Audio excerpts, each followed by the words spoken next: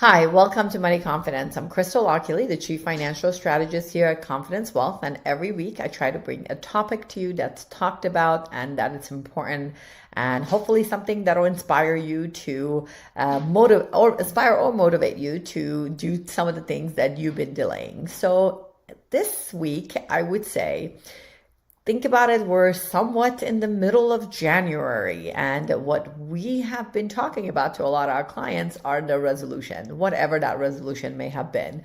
So whether it was, I am going to spend more wisely, or it may have been, I'm going to save more money, or it may be that I am going to go ahead and do more tax planning, Roth conversion, whatever that plan has been, or set up 529 plans for my grandkids or my nieces and nephews and children, or like I said, whatever that goal is. What I find, people are very excited about it. They talk about this and it's the topic of the conversation and on their thought process during that first week of January. Then the plan of action comes into play, and a lot of times life gets in the way and they don't execute. And I would like for your New Year resolution to not be something that you just talk about in January, but it's something that you actually do. So when it comes to whether it's health or finances, it's important to write things down and then come up with the time commitment of when you're going to accomplish that. So let's say, for example, your goal may have been, I am going to be more money conscious this year, and I am going to spend wisely and maybe also help my family. So break it down to small bites of what that means. So maybe one way would be creating a money diary, whether it's digital or physical is totally up to you, where you're tracking things to see where your money is going. Understanding your cash flow is very important. And that will also then help you be able to talk about things that are strengths and weaknesses in your household. So for example, if you see that there is a lot of money going to the cost of school or cost of things that are related to kids or grandkids, then you know that these are temporary, right? They're not going to be forever. So it's a little bit easier to control because you know that they're going to expire at some point versus the things that are regular, right? So even let's say, for example, you're eating out a lot and you enjoy that. So it doesn't necessarily mean cash flow management means you stop doing that. It just means now you know that that particular component in your lifestyle is something that's important to you and you want to continue that, so you can plan on that. But then you may find that my Amazon bill is a little too high, and you find you're ordering many packages from Amazon, and it was something that you didn't really look at in terms of dollar amount.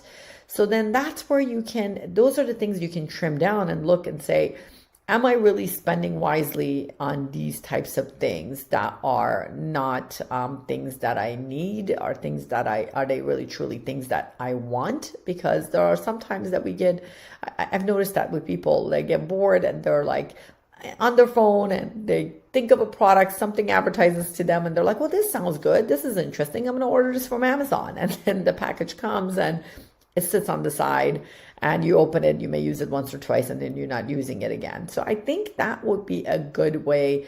How you do anything is how you do everything, right? So when you don't spend wisely, that means, automatically you may be not even investing wisely. It may be that you're not saving wisely. So it's really important to be able to understand all these things so then you know how to go about it. So if you found that your weakness was Amazon, now if you have a grandchild that's also ordering from Amazon, you can talk about your experiences with them and pass on how you bought a couple of things that are just sitting and you're not utilizing them, and maybe they will have that conversation with you. So it always starts small. I always find that people are trying to get the big thing done really fast, and it's so much that they don't start somewhere. And that famous saying goes, which I still don't get, how do you eat an elephant one bite at a time?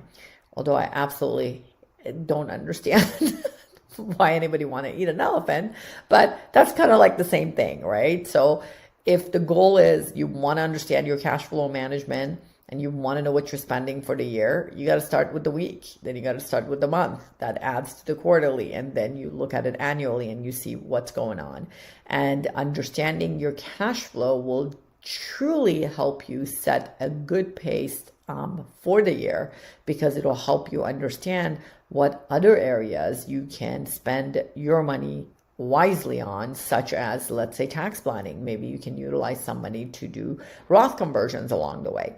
So I just don't want you to wait till the middle of the year and look back and say, I wish I have done the things that I talked about. Now, I went from a financial perspective. This may be personal stuff that you wanted to do, spending time with family, planning vacations, whatever it may be. All these things are super important, because planning around your money is for what? It's planning your life, right? That's what your money is supposed to do. So that's why look at it both ways. Look at everything you want to accomplish personally and see what do you need to tweak financially to make some of those personal things happen quicker. So that's it at this end. I hope you have a fantastic year and you put all of your great goals and resolution into place. Until next week.